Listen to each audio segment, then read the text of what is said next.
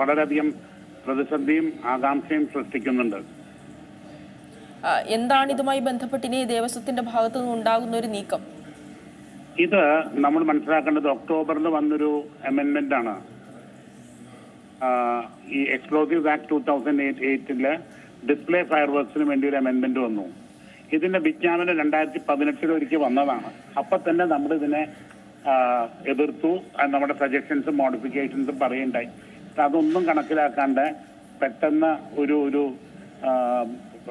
എല്ലാവരും ഞെട്ടിപ്പിക്കുന്ന രീതിയിൽ ഒക്ടോബർ മാസം കഴിഞ്ഞ കൊല്ലം ഇങ്ങനെ 35 കണ്ടീഷൻസ് ഇട്ടിട്ടുള്ള ഒരു ഇത് വന്നു. അതിൽ മിക്കതും പല പ്രശ്നങ്ങളും ഉള്ളതാണ്. അതിൽ ഏറ്റവും ബുദ്ധിമുട്ടുള്ളത് മാഗസിനും ഫയർലൈനും തമ്മിൽ 200 മീറ്റർ എന്നുള്ളൊരു ഡിസ്റ്റൻസ് ആണ് പറയണേ. അത് പണ്ട് 45 മീറ്റർ ആയിരുന്നു, അതിപ്പോൾ 200 ആക്കി. അപ്പൊ അങ്ങനെ വന്നു കഴിഞ്ഞാൽ അത് ഒരിക്കലും തൃശ്ശൂർ പൂരത്തിന്റെ വെടിക്കെട്ട് നടത്താൻ സാധിക്കില്ല. ഏറ്റവും വലിയ പ്രതിസന്ധി അതാണ്. തീർച്ചയായും ഈ പറഞ്ഞ മാഗസീനും ഫയർ ലൈനും തമ്മിൽ 200 മീറ്റർ വ്യത്യാസം വേണമെന്ന് പറയുമ്പോഴും ഈ ഒരു ഫയർ ലൈനും ആളുകൾ നിൽക്കുന്ന ഒരു സ്ഥലവും തമ്മിൽ വീണ്ടും സ്ഥലം ആവശ്യമാണ്. 100 മീറ്റർ വേണം. അപ്പൊ ഇത് രണ്ടും കണക്കിലാക്കി കഴിഞ്ഞാൽ നമുക്ക് ഒരിക്കലും പൂരം തൃശ്ശൂർ പൂരത്തിന്റെ വെടിക്കെട്ട് വടക്കുന്നാഥൻ മൈതാനത്തിൽ നടത്താൻ സാധിക്കില്ല. തീർച്ചയായും അതെ, പറഞ്ഞോളൂ.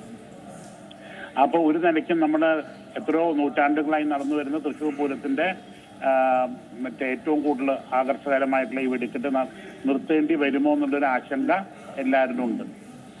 ഈ കേന്ദ്രമന്ത്രി സുരേഷ് ഗോപിയുമായി ഒക്കെ ഇതുമായി ബന്ധപ്പെട്ട് യോഗങ്ങൾ നടത്തിയിരുന്നു എന്ന് മനസ്സിലാക്കുന്നുണ്ട്.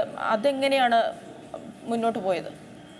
വളരെ നല്ല രീതിയിൽ മീറ്റിങ്ങുകളിലൊക്കെ ഉണ്ടായി. അത് കഴിഞ്ഞ് ഞങ്ങളുടെ ഡൽഹി പോയി ഇരു ദേവസ്വങ്ങളുടെ സെക്രട്ടറിമാരും കേന്ദ്രമന്ത്രി ശ്രീ സുരേഷ് ഗോപിയും അദ്ദേഹം ഞങ്ങളെ അവിടെ കൊണ്ടുപോയും ശ്രീ കേന്ദ്രമന്ത്രി പീയൂഷ് ഗോയലിനെ ആയിട്ടൊരു കൂടിക്കാഴ്ച ഉണ്ടായി.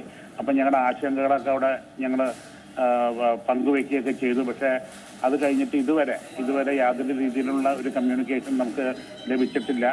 ഇപ്പോൾ പൂരത്തിന്റെ കൊടിയേറ്റം ഇനി 30-ാം തീയതിയാണ്, ഏപ്രിൽ 30-ആണ്. അപ്പം വെറും 32 ദിവസം ഇരിക്കെ ഇനി ഇതെങ്ങനെ നമ്മൾ മുന്നോട്ട് കൊണ്ടുപോകും എന്നുള്ള ആശങ്ക എല്ലാ പൂര ആസ്വാദകർക്കും ഉണ്ട്.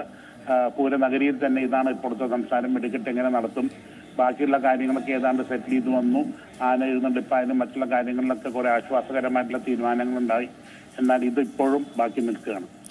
ഇതിപ്പോൾ ഈ ഒരു കാര്യത്തിലൊരു തീരുമാനമാകാത്ത ഒരു സാഹചര്യത്തിൽ ഈ ഒരു വിഷയം കോടതിയിലേക്ക് പോകാനുള്ള സാഹചര്യമുണ്ടോ?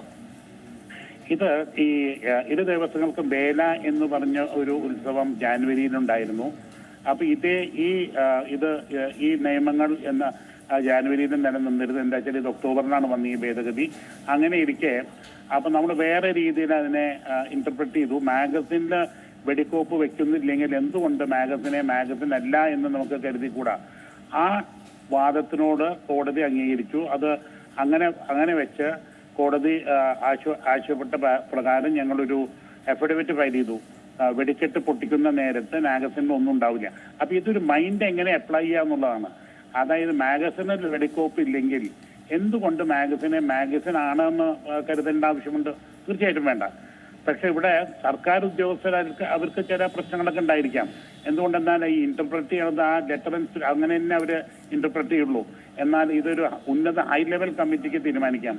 മാഗസിനിലെ വെടിക്കോപ്പ് ഇല്ലെങ്കിൽ അതിനെ മാഗസിനായിട്ട് കൺസിഡർ ചെയ്യേണ്ട ആവശ്യമില്ല എന്നും ഈ ഡിസ്റ്റൻസസ് ഒന്നും ആപ്ലിക്കബിൾ അല്ല എന്നുള്ള നിലയ്ക്കൊരു തീരുമാനമെടുത്താൽ ഇതിനൊരു ആശ്വാസകരമായിട്ടുള്ള തീരുമാനം എടുക്കും. ഇതുകൂടാതെ 2008 ഇതിന്റെ ഈ എക്സ്പ്ലോസീവ് ആക്ടിന്റെ 2008 പേരന്റ് ആക്ട് ഉണ്ട്. ആ പേരന്റ് ആക്ടിലെ ടേബിൾ 3 വ്യക്തമായിട്ട് പറഞ്ഞിട്ടുണ്ട് 2000 കിലോ എക്സ്പ്ലോസീവ്സിൽ നിന്നും 45 മീറ്ററിൽ വീടുകളാവാമെന്ന്. അങ്ങനെ ഇരിക്കെ വീടുകൾ 45 മീറ്റർ ആവാൻ വെച്ചാൽ ഫയർ ലൈൻ എന്തുകൊണ്ട് 45 മീറ്ററിലായിക്കൂടാ? ഇതിന്റെ അടിസ്ഥാനത്തിലാണ് ഇത് വരുന്നതിന് മുമ്പ് 45 മീറ്ററിൽ ആക്കാം എന്നുള്ളൊരു നിയമം ഉണ്ടായിരുന്നത്. അപ്പൊ ഇത് രണ്ടും ടാലി ചെയ്യുന്നില്ല. ഈ ടാലി ചെയ്യാത്തതിനാണ് അവർ എന്തോ ഒരു ഗൂഢാലോചന നടന്നുണ്ടോ എന്നുള്ളൊരു സംശയമുണ്ട്.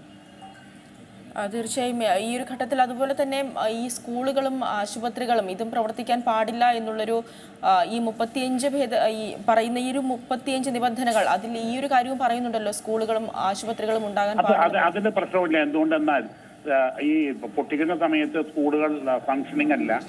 ഹോസ്പിറ്റൽസിന്റെ കയ്യിൽ നിന്ന് നോ ഒബ്ജക്ഷൻ സർട്ടിഫിക്കറ്റ് കിട്ടിയാലും മതി. അപ്പൊ ഈ രണ്ട് പ്രശ്നങ്ങളും നേരത്തെ ഉണ്ടായിരുന്നു, അതിപ്പോൾ ഉണ്ടായിരുന്നാലും പ്രശ്നങ്ങളല്ല. എന്താ വെച്ചാൽ സ്കൂള് ആ സമയത്ത് ഹോളിഡേയ്സ് ആണ്, സമ്മർ ഹോളിഡേയ്സ് ആണ്.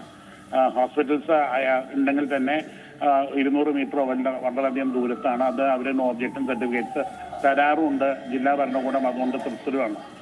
ഈ പൂരം അടുത്തിരിക്കുന്ന ഈ ഒരു സാഹചര്യത്തിൽ അപ്പോൾ എങ്ങനെ മുന്നോട്ട് പോകാനാണ് ദേവസ്വത്തിന്റെ ഭാഗത്തുനിന്ന് ഉദ്ദേശിക്കുന്നത്?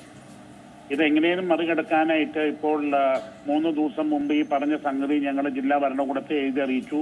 ബേരക്ക് ചെയ്ത മാതിരി ഞങ്ങൾക്ക് മറ്റേ മാഗസിൻ കാര്യമാക്കി ഇടാം. ഇട്ട് കഴിഞ്ഞാൽ പിന്നെ മാഗസിനിൽ നിന്നുമുള്ള ദൂരപരിധി കണക്കിൽ എടുക്കാണ്ട് വേണ്ട രീതിയിലുള്ള സഹായ സഹകരണങ്ങൾ നൽകണം എന്നുള്ള ആവശ്യം ഞങ്ങൾ ഉന്നയിച്ചിട്ടുണ്ട്. പുതിയ വാർത്തകളും വിശേഷങ്ങളും ഇനി വിരൽ തുമ്പിൽ. എല്ലാ ഡിജിറ്റൽ പ്ലാറ്റ്ഫോമുകളിലും ഇപ്പോൾ സീ മലയാളം ന്യൂസ് ലഭ്യം.